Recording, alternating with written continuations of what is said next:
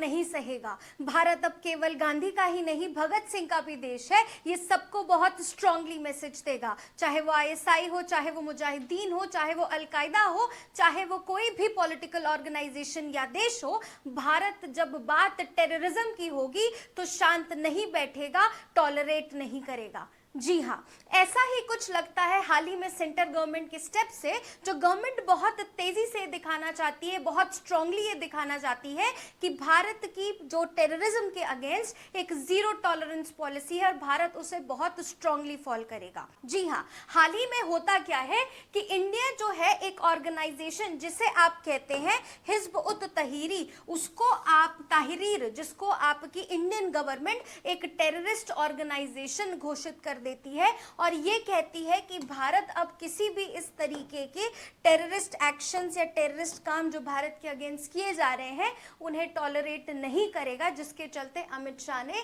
हाल ही में इस ऑर्गेनाइजेशन को आपका टेररिस्ट घोषित किया है। क्यों? क्योंकि भारत अब क्लियरली अपनी टेररिज्म की जीरो टॉलरेंस पॉलिसी दुनिया को दिखाना चाहता है। Hello everyone, this is Alka Mishra और आज की इस सीरीज में या आज के इस टॉपिक में हम ये बात करेंगे कि आखिर क्या है ये ऑर्गेनाइजेशन, गवर्नमेंट ने क्यों इसको बैन किया है, गवर्नमेंट क्या एक्शंस ले सकती है आगे टेररिज्म को लेके, और गवर्नमेंट किस पर्टिकुलर एक्ट या किस चीज से या कहाँ से अथॉरिटी इंडियन गवर्नमेंट को मिलती है कि वो इस तरीके के ऑर्गेनाइजेशन को जो नेशनली प्रेजेंट नहीं है, एक इंटरनेशनल संगठन है, उसे भी भारत पे एक टेररिस्ट ऑर्गेनाइजेशन या ग्रुप घोषित कर सकती है।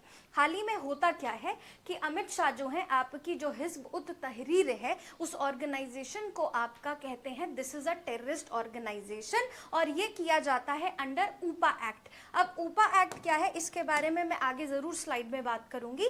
ऊपा basically it's unlawful activities prevention act. ये वो एक्ट है जिसके तहत भारत में किसी भी संगठन को या किसी भी इंडिविजुअल को भी टेररिस्ट घोषित किया जा सकता है और उसके तहत आपका डेथ सेंटेंस और जो वेरियस सजाएं हैं वो दी जा सकती हैं। जरूरी क्यों था ये? जरूरी इसलिए है क्योंकि भारत अब ये दिखाना चाहता है कि जब बात हमारी नेशनल सिक्योरिटी पे आएगी, जब बात हमारी सोवरेनिटी पे आएगी, तो हमें इंटरनेशनल रिलेशन से मतलब नहीं है। अगर कोई भी कंट्री में कोई भी XYZ कंट्री किसी भी ऐसी संगठन, टेररिस्ट संगठन को अगर पनाह दे रही है, भारत एक बहुत स्ट्रांग मैसेज देना चाहता है इस एक्शन के थ्रू कि अगर पूरे विश्व में कोई भी अगर कंट्री भारत के अगेंस्ट या भारत के अगेंस्ट किसी भी टेररिस्ट ग्रुप को पनाह देगी तो भारत के लिए पहले नेशनल सिक्योरिटी मायने रखती है, ना कि आपका इंटरनेशनल रिलेशन। यही कारण है कि ये जो हिज्ब उत तहरीर जो आपकी पैलेस्टीनियन बेस्ड ऑर्गेनाइजेशन है, इसको भारत ने एक्सेप्ट किया है that this is a terrorist organisation because it is a threat for country. हालांकि इस पे कई क्वेश्चंस भी उठाए जा रहे हैं कि क्या ये इजराइल के सपोर्ट करने का एक तरीका है, क्या ये इजराइल को सपोर्ट देने का एक तरीका है, क्या आप कहीं ना कहीं इस बाइपोलर जो वॉर चल रही है उसमें कहीं ना कहीं क्या आप इजराइल की तरफ इंक्लाइन तो नहीं है। बट यस, इंडिया ने ये एक्सेप्ट करते कहा है कि जब बात नेशनल सिक्योरिटी की आएगी तो कोई इंटरनेशनल रिलेशंस मैटर नहीं करते। इसीलिए गवर्नमेंट ने डेमोक्रेटिक फ्रेमवर्क को मद्देनजर रखते हुए ऊपा को, इस ऑर्गेनाइजेशन को ऊपा के अंडर आपका टेररिस्ट ग्रुप घोषित किया है। चलिए अब आगे ये देखते हैं कि ये ऑर्गेनाइजेशन है क्या, हिज्ब उत तहरीर क्या है, कब कहाँ से शुरू हुई और किस लिए या किस रीजन की वजह से भारत को इस ऑर्गेनाइजेशन को एक टेररिस्ट ऑर्गेनाइजेशन घोषित करना पड़ा। सो बेसिकली ये जो ऑर्गेनाइजेशन है ये आपकी 1953 में फाउंड की जाती है बाय अ पैलेस्टीनियन स्कॉलर जिनका नाम था आपका Taqiuddin, if I'm pronunciating it right, Taqiuddin अल नबहानी, जो कि जेरूसलम बेस्ड आपके थे और जिनका एम था, इस ऑर्गेनाइजेशन का बेसिकली एम था कि पूरे विश्व में या वैश्विक स्तर पे ग्लोबली इस्लामिज्म को फैलाना और वहाँ की जो डेमोक्रेटिक सरकारें हैं, जिस देश में ये फैलाएंगे वहाँ की जो डेमोक्रेटिक सरकारें हैं उनको ये ओवरथ्रो करके इस्लाम को पूरे विश्व का परचम या इस्लाम का पूरे विश्व में परचम लहराएंगे। अगर उस वक्त के हिसाब हिसाब से या अगर डेमोक्रेटिक या डेमोक्रेसी के हिसाब से देखा जाए, आज हर किसी को अपना धर्म, हर किसी को अपना जो भी प्रोफेशन या जो भी धर्म, रिलीजन, कास्ट बेस्ड जो फॉलो करना है वो कर सकता है। किसी को मानना है, किसी को नहीं मानना है, that is totally up to them. उस वक्त में या इस एरा में जब कोई इस तरीके का एम लेकर चलता है तो ये अपने आप में ह्यूमन राइट्स का भी वायलेशन है। तो क्या ये क्वेश्चन सही हो जाता है कि यस, जो इंडियन गवर्नमेंट ने किया है वो सही है या नहीं? देन अगर मैं बात करूं तो आज ये संगठन लगभग दुनिया की 30 से ज़्यादा कंट्रीज में है, जिसमें इंडिया है, आपका यूके है, यूएसए है, सॉरी यूके है, पाकिस्तान है, और सेंट्रल एशिया में आपको देखने के लिए ये ऑर्गेनाइजेशन आज देख मिलेगा।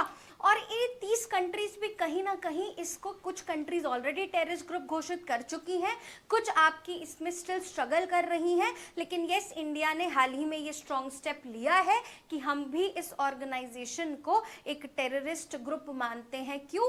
क्योंकि ये अब एक्टिवली काम करने लग गई है आपका तमिलनाडु में, और ये इनका टारगेट होता है कि ये ऑर्गेनाइजेशन यंगस्टर्स को आपका इफेक्ट करती है, यंगस्टर्स को नए नए तरीकों के थ्रू, यंगस्टर्स को इन्फ्लुएंस करके प्रोपेगेंडा और सोशल मीडिया के थ्रू ये उस नॉन इस्लामिक कंट्रीज में अपना एजेंडा फैलाने की कोशिश करते हैं। अब तमिलनाडु में इसके बढ़ते केसेस देखकर, जी हाँ, पहले तो हमें लगता है कि केरला ही एक ऐसा हब है, केरला का youth, Kerala being the literate country, literate state of the country, लेकिन हर इस तरीके की जो एकदम एक्सट्रीमिस्ट रेडिकल थिंग्स है शायद हमें केरला से ही देखने के लिए मिलती हैं। लेकिन एक सरप्राइजिंग थिंग ये भी है कि यस, इसका इन्फ्लुएंस अब तमिलनाडु में भी देखने को मिल रहा है, जिसके चलते इंडियन गवर्नमेंट ने ये बहुत स्ट्रॉन्ग एक्शन लिया और ये कहा कि ये ऑर्गेनाइजेशन को हम बैन करेंगे, टेररिस्ट ऑर्गेनाइजेशन घोषित करेंगे। क्यों?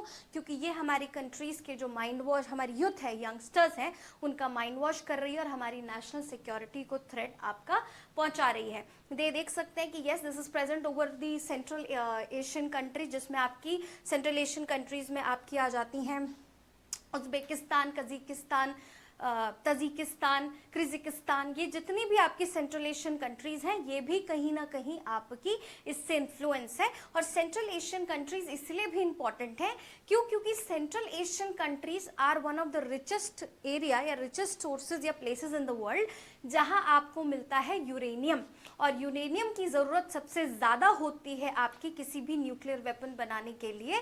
इसीलिए भी ये सेंट्रल एशियन कंट्रीज के लिए एक मैटर ऑफ कंसर्न है। जब इतने power house of the raw material कि अगर इस तरीके की किसी कंट्री को जब कैप्चर करता है आपका कोई ऐसी संगठन कैप्चर करेगी, तो आप सोच सकते हैं कि वो कितना डिजास्टरस हो सकता है उस एरिया के लिए और दुनिया के लिए। अब हम बात करते हैं कि बैन क्या, ऑब्वियसली रीजंस ऑफ बैन यही थे कि ये हमारी नेशनल सिक्योरिटी और सोवरेनिटी को इफेक्ट पड़ता है। जब आज बात आती है नेशनल सिक्योरिटी की, सोवरेनिटी की, तो भारत इस चीज को जस्टिफाई होने नहीं देता। यही कारण है कि 2024 के आपके इंटरनेशनल या ग्लोबल टेररिज्म रिपोर्ट में ये आया है कि भारत में पिछले कुछ वर्ष से जो आपकी टेररिस्ट एक्टिविटीज हुई हैं वो डिक्लाइन हुई है। लेकिन इसी आपके ग्लोबल टेररिज्म इंडेक्स में जो दूसरे नंबर पे सबसे हाईएस्ट कंट्री है दैट इज पाकिस्तान। तो हमसे भी ज्यादा ग्रस्त जो कंट्री हमारे देश में कहीं ना कहीं आपका टेररिज्म फैलाने की कोशिश कर रही है, वही कंट्री आज ग्लोबल टेररिज्म इंडेक्स में सेकंड नंबर पे आती है, जहां सबसे ज्यादा टेररिस्ट एक्टिविटीज या टेररिज्म लोग फेस कर रहे हैं, एक आम जनता परेशान हो रही है। और जो नंबर 1 है ऑब्वियसली अभी भी अफगानिस्तान है, जो बना हुआ है कि जो दुनिया की सबसे जो खतरनाक टेररिस्ट मामले में कंट्रीज है, कंट्रीज में एक है दैट इज अफगानिस्तान। खैर, हम वापस आ जाते हैं कि क्यों भारत इस चीज से कंसर्न में है या क्यों भारत के लिए इस तरीके का कंसर्न था, क्यों एक्शंस लिए। सबसे पहली बात, यस, ये हमारी सोवरेनिटी को थ्रेट पहुंचाता है, हमारी यूनिटी को थ्रेट पहुंचाता है। ये रीजन इसीलिए हमने इस टेररिस्ट ऑर्गेनाइजेशन को पांव पसारने ही नहीं दिया। देन इसका एम है कि नेशनल गवर्नमेंट्स को टारगेट करना, किसी भी डेमोक्रेटिक गवर्नमेंट को टारगेट करके उसे ओवरथ्रो करके वहां पे अपना पूरा खलीफ फैलाना या वहां पे अपना पूरा राज फैलाना। ये हमारी डेमोक्रेसी, हमारे कॉन्स्टिट्यूशन के जो सोल है उसको हैम्पर करता है। दैट्स वाई हम इसको एक्सेप्ट नहीं करेंगे। और जैसे कि मैंने आपको बताया कि हाल ही में तमिलनाडु में इसके बेस पाई गई, रेड्स पड़ी और पता चला कि ये हमारे यंगस्टर्स को काफ़ी इन्फ्लुएंस कर रहे हैं। तो हमारे यंगस्टर्स एक गलत डायरेक्शन की ओर जा रहे हैं, जिसकी वजह से इस ऑर्गेनाइजेशन को वहीं का वहीं काटने से, जड़ से निकालने की कोशिश की गई है। अब गवर्नमेंट ऑब्वियसली रिस्पॉन्स था, अमित शाह का आप रिस्पॉन्स देख सकते हैं कि ही स्ट्रांगली सेड दैट, चाहे वो Amit Shah as a ministry of home affairs हो, चाहे वो हमारी गवर्नमेंट हो और चाहे वो आप हो, आप डेफिनेटली चाहेंगे कि अब हम बिल्कुल ही जीरो टॉलरेंस पॉलिसी रखें टेररिज्म की तरफ। लीगली देखा जाए तो ऊपा के अंडर इसको बैन किया गया है। एंड देन थर्ड, एनआईए ने भी पूरी तरीके से इसको सपोर्ट करते हुए कहा है कि हम पूरी तरीके से इनके फाइनेंशियल नेटवर्क्स को, इनके सारे पूरे एक्शंस को कर्ब करेंगे। क्यों? क्योंकि कोई भी ऑर्गेनाइजेशन नहीं पनप सकती अगर उनके पास पैसा नहीं है। और ये पूरी जो टेरर फाइनेंसिंग कर रहे हैं, ये दुनिया की बहुत बड़ी बड़ी कंट्रीज टेरर फाइनेंसिंग कर रहे हैं। अब ये कहीं ना कहीं ये जो वॉर जोन है, ये जो वॉर जोन भी एक रीजन बन जाता है किसी एक कंट्री को, जब एक्स कंट्री को वाई कंट्री को हराना होता है, not directly through war but indirectly उसकी टेररिज्म, उसकी पॉपुलेशन और उसकी इकोनॉमी को नुकसान पहुंचा के, तब इन एक्शंस का भी इस्तेमाल किया जाता है। तब इन तरीके की ऑर्गेनाइजेशन को फाइनेंसिंग करके, फाइनेंसेस प्रोवाइड करके आपका दूसरी कंट्री में टेररिज्म फैलाया जाता है। टेररिज्म का मतलब क्या है? टेररिज्म का बस एक सिंपल और सॉर्टेड मतलब है डर फैलाना। आप किसी भी कंट्री को नुकसान तब पहुंचा सकते हैं जब आप वहां की जनता को नुकसान पहुंचाएं, एक डर फैलाएं। और यही एक्शंस, डर का फायदा उठा के ये ऑर्गेनाइजेशंस जो हैं, आपकी इस तरीके की जो टेररिस्ट ग्रुप्स हैं, ये किसी भी कंट्री को या किसी भी कंट्री को जो आपकी लीड करते हैं, उनको नुकसान या मैनिपुलेट करने की कोशिश करते हैं। और इस टाइम पे सबसे इजी टारगेट है youngsters, because they are in their grooming period. अगर उनको सही फैसिलिटीज नहीं दी गई तब डेफिनेटली वो इन तरीके की टेररिस्ट ऑर्गेनाइजेशंस के झांसे में आके कहीं ना कहीं गलत एक्शंस ले सकते हैं। हालांकि इसके लिए जिम्मेदार एक तरीके से सरकार भी है। क्यों? एक डेटा ये कहता है कि यंगस्टर्स इन सारी चीज़ों में इसलिए इन्वॉल्व हो रहे हैं, क्यों? क्योंकि एम्प्लॉयमेंट नहीं है। एम्प्लॉयमेंट ना होना ही एक कारण है, पूरी प्रॉपर एम्प्लॉयमेंट नीड्स या प्रॉपर जॉब ना होना एक कारण है, जिसकी वजह से यंगस्टर्स इस तरीके की एक्टिविटीज में इन्वॉल्व आपका हो रहे हैं। देन नाउ ये क्वेश्चंस अराइज होता है जो कि हमने बात की थी कि ऊपा क्या है। सो UAPA is basically unlawful activities prevention act, जो कि आपका 1967 में एज एन एक्ट इंडिया में आया था। इसका काम है उन ग्रुप्स को या उन ऑर्गेनाइजेशंस को डिक्लेयर करना एज अ टेररिस्ट ऑर्गेनाइजेशन जो किसी भी तरीके का टेररिज्म या अनयूजफुल एक्टिविटीज, या अगर मैं करेक्ट वर्ड कहूँ तो प्रीएम्प्टिव, जो आपका इस तरीके के एक्शंस जो लेके किसी भी कंट्री में वायलेंस फैलाती हैं, उनको, उन ऑर्गेनाइजेशंस को आप इस एक्ट के अंदर टेररिस्ट घोषित करने का अधिकार देते हैं। हालांकि इसमें हाल ही में अमेंडमेंट हुआ तो ये कहा गया कि ऑर्गेनाइजेशंस और इंडिविजुअल्स दोनों को ही आप टेररिस्ट घोषित कर सकते हैं। ये अमेंडमेंट के बाद की कहानी है और अल्टीमेट गोल ये है कि हम किसी भी तरीके के, इन तरीके के एक्सट्रीमिस्ट ग्रुप को टैकल कर सकें। जिस तरीके से ये ऑब्वियसली एक्सट्रीमिस्ट ही हो गया ना, जब आप नक्सलिज्म, हम उनको नक्सल्स को भी कहते हैं, लेफ्ट विंग एक्सट्रीमिस्ट या लेफ्ट विंग एक्सट्रीमिज्म। ऐसे लोग या ऐसी सरकार जब अपनी चीज़ों, या सॉरी, ऐसे लोग जो, या ऐसा संगठन जो अपनी बातों को जस्टिफाई करने के लिए आर्म्स उठा लेते हैं, उन्हें आप in very simple and short definition extremist कहते हैं। इसी तरीके से इस तरीके की ऑर्गेनाइजेशंस या इंडिविजुअल्स जो अपनी बातों को, चाहे वो सही हो या गलत हो, उनको पूरी करने के लिए जब इस तरीके के एक्शंस या आर्म्स और वेपन्स उठा लेते हैं, आप उनको कहते हैं एक्सट्रीमिस्ट। और यही एक्सट्रीमिस्ट ग्रुप जो हैं, उनकी जो थॉट प्रोसेस है वो एक्चुअली एक बड़ी पॉपुलेशन के लिए नुकसान दे सकती है। तभी आप इसको एज एन ऑर्गेनाइजेशन या एज एन टेररिस्ट ग्रुप घोषित करते हैं। यस, सो यस, यहाँ पे हमारी प्रेजेंटेशन ख़त्म होती है और यहाँ पे हमें एक चीज़ बस ये कंसर्न है कि जब आप कोई भी अपना ओपिनियन रखने की कोशिश करते हैं या गवर्नमेंट कोई भी एक्शन लेती है, so there are always two things, एक जो उसके फेवर में होती है, एक जो उसके अगेंस्ट में होती है।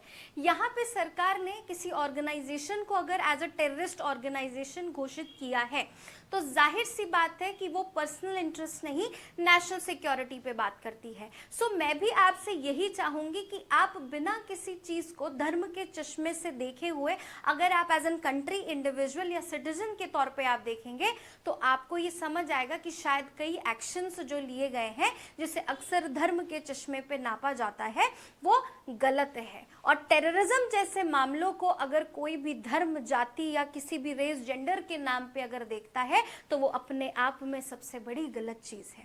Thank you so much. This is Alka Mishra, and ऐसी ही और वीडियोस को देखने के लिए आप सब्सक्राइब कर सकते हैं, लाइक कर सकते हैं, कमेंट कर सकते हैं ऑन बदलाव IAS अकेडमी। Thank you.